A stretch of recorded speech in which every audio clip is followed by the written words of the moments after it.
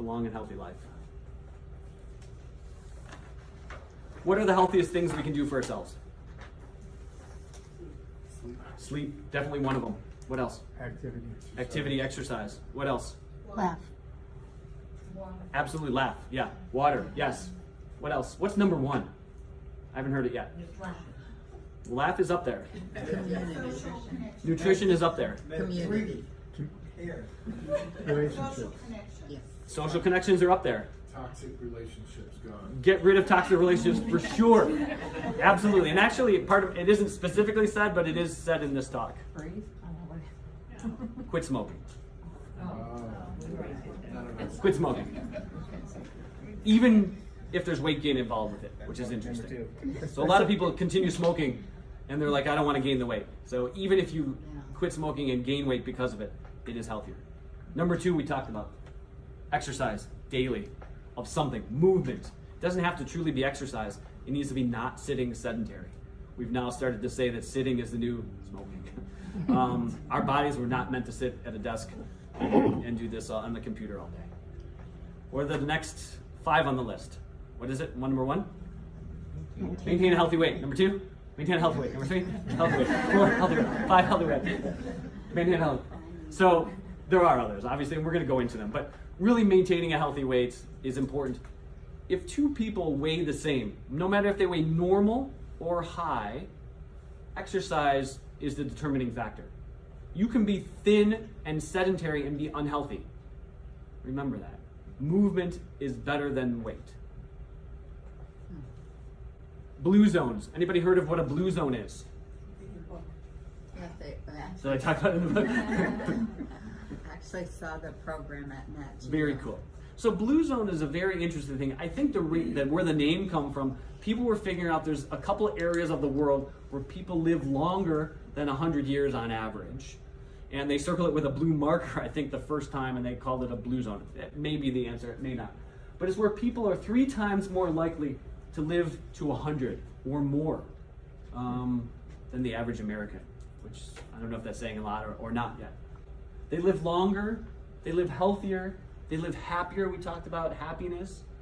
They have fewer diseases. There's a case report, and again, it's only a case report, of a gentleman who moved from one of these zones to the United States. He was diagnosed with lung cancer. And he said, I'm going to go back to my home.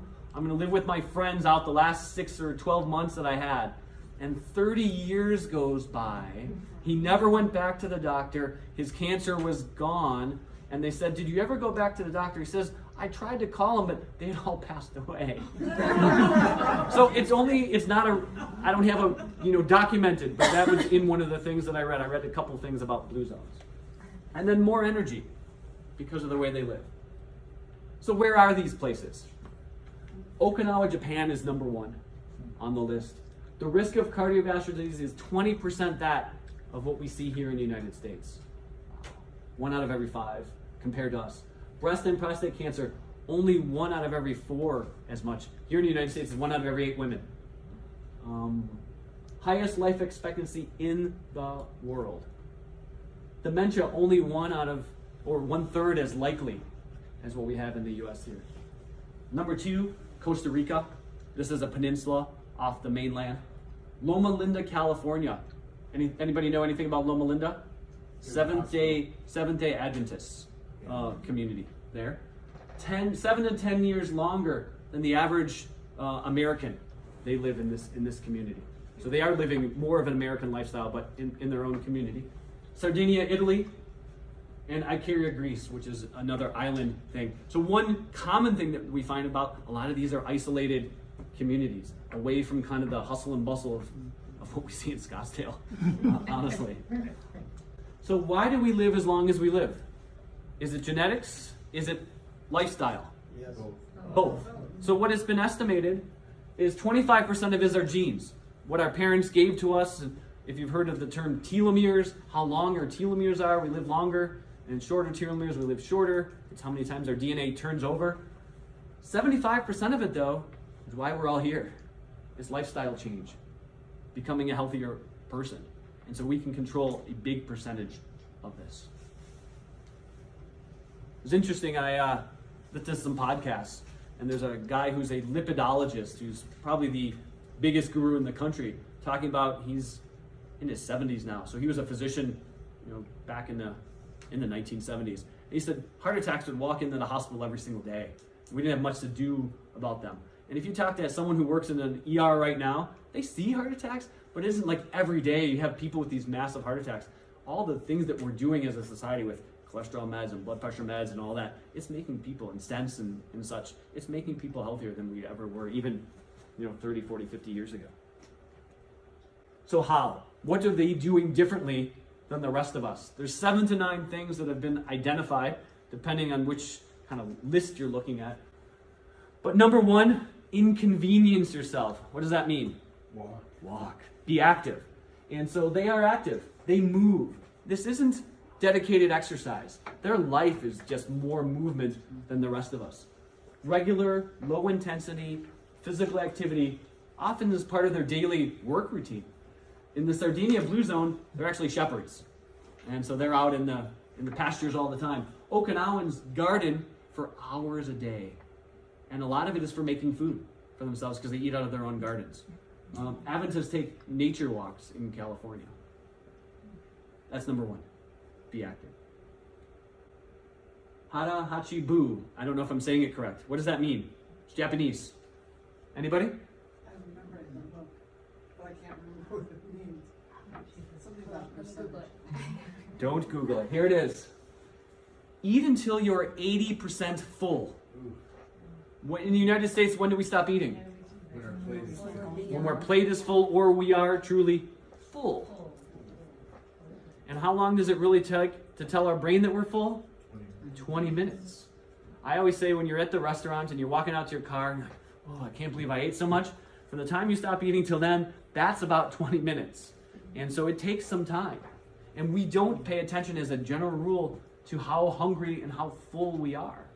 And so they say this as a mantra, day after day after day.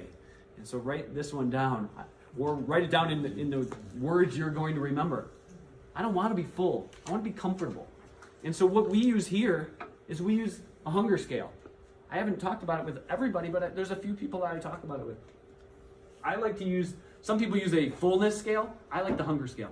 How hungry are you? 10? The most? I always say I'm so hungry I'm eating my arm. I need something to chew on. And 0 is the opposite. My favorite food, even right here. No, I am not full at all. And here we want to start eating, I usually say when you're about an 8. I want to be hungry enough that I can eat. I don't want to be starving. And then I want to eat down to not less than a 2. I usually say it's about a 3. You want to be comfortable enough that you say, I can stop eating now, but 3 hours from now, 3.5 hours from now, that next meal, because I'm now eating 5, I'm going to have to eat then. I couldn't go 7, couldn't go 6, but I want to start doing that. I find for myself, if I go past my 8, if I go to 10, my normal meal doesn't take me down anymore. My normal meal that I would eat then takes me to a 5, and I have to keep eating to get down further. And so as I practice this, and it doesn't come naturally, trust me, to any of us. So the recommendation is to judge your hunger at 3 different times. The first is at the beginning of the meal. When I sit down, how hungry am I at this particular meal? Somewhere about halfway through the meal. And then the third part is at the end of the meal. Trying to stop at that 2 or 80% full. In cultures that eat in much more, I'll call it courses than we do, we used to talk about the French paradox a lot. The French paradox, they eat fattier food, they eat richer food, and as a general rule, they're thinner than Americans. Part of it is they eat in courses. They have a first course, a second course, a third course. So what does it do? It gives you time for your body to get full. They don't eat between meals. They don't eat seconds. They don't eat in their cars. They don't eat at their desks. All the things we do here. They walk. They used to sit at the cafe for just a cup of coffee for an hour. Now Starbucks is taken over, and we all walk down the street with Starbucks. So that was number 2. Plant slant. So this is a bit different than the philosophies we typically teach here, but most of them are vegetarian or close to it. The average amount of meat they ate was 4 ounces 5 times a month. It was pork in one group. They eat a lot of beans, fava, black, soy, and lentils, whole grains, garden vegetables, nuts, I'm going to talk about a little more about nuts on the next thing, but about 1.5 ounces per nuts per day.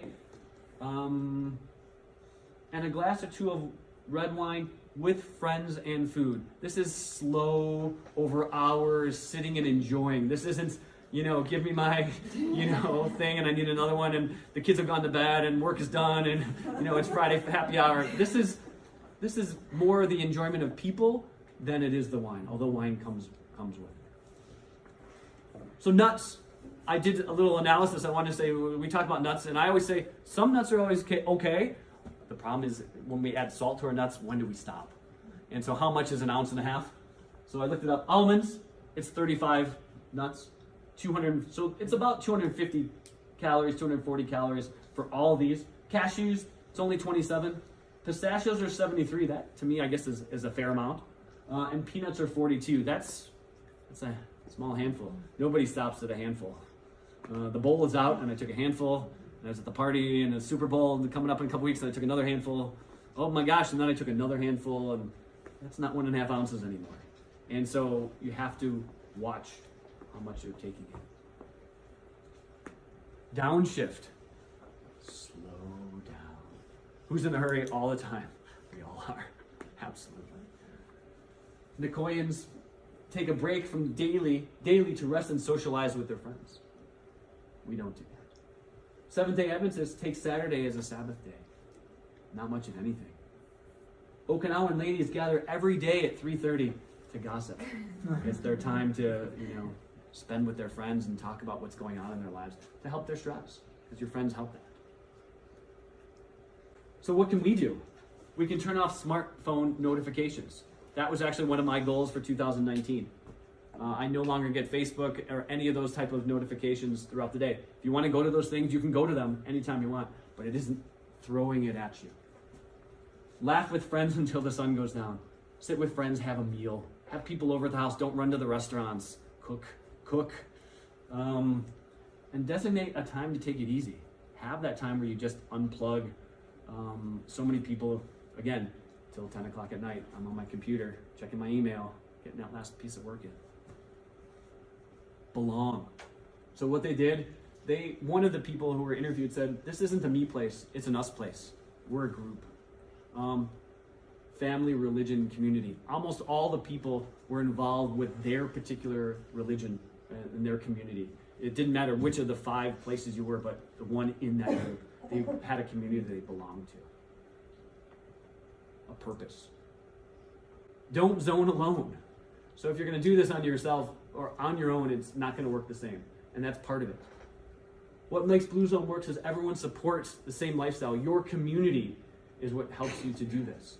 I always say if you're going out to dinner and you want to eat healthy and 3 people order the cheeseburger and fries and you're the next person to order, are you getting the salad? You are if you're really, really dedicated. Most people are not. And so if 4 people are getting the salad, now you're the 5th person, you're getting the salad. It's easy to eat or live a certain way when everyone else around you does. And that's part of the message here is we have to start changing and getting the people around us. So what is that? Friends influence you more than your spouse has been proven. And you are an average of the 5 people you most associate with. Again, if they're going out and having happy hour every Friday, you're likely going to happy hour every Friday. If they're going for a hike every Saturday morning, my friends and our dogs, I'm most likely going for a hike every Saturday morning. And that's, so you have to pick and choose how you're spending and who you're spending it with. Extras. There they kept loved ones first. So grandparents, parents were always nearby or in the home. Multiple generations helping each other, supporting each other. They committed to a life partner. Some of these cultures, divorce is not a thing that happens. They stuck it out through thick and thin because they had not just their spouse's support, they have the community support. They invest in their children with time and love specifically, not things.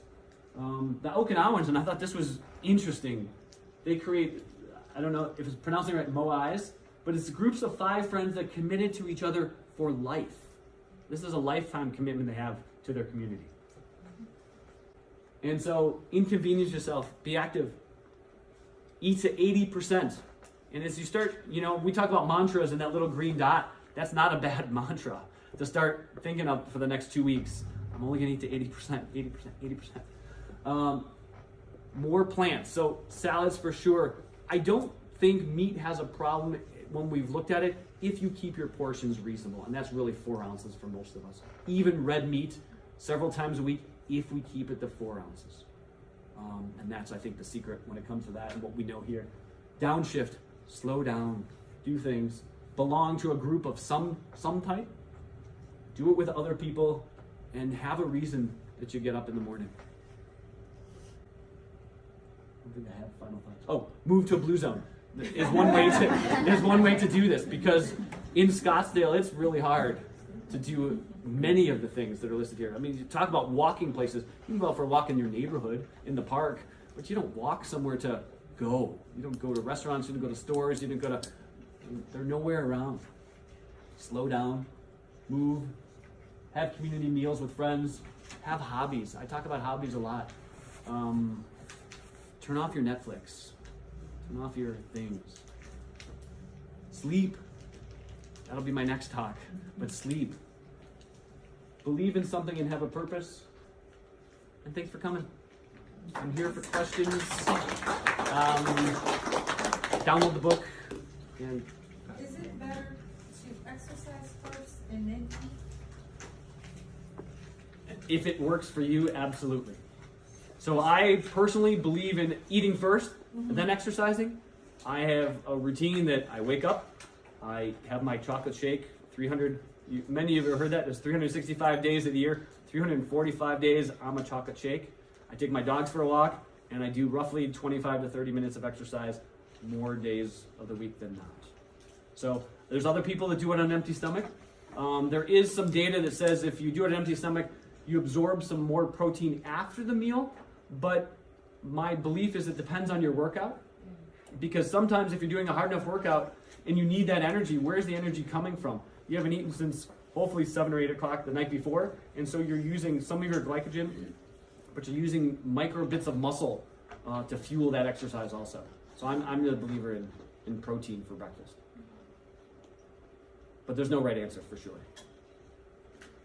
When they say meat, Yes. are they referring to any kind of animal product, eggs, yogurt, or are they specifically talking about meat, flesh?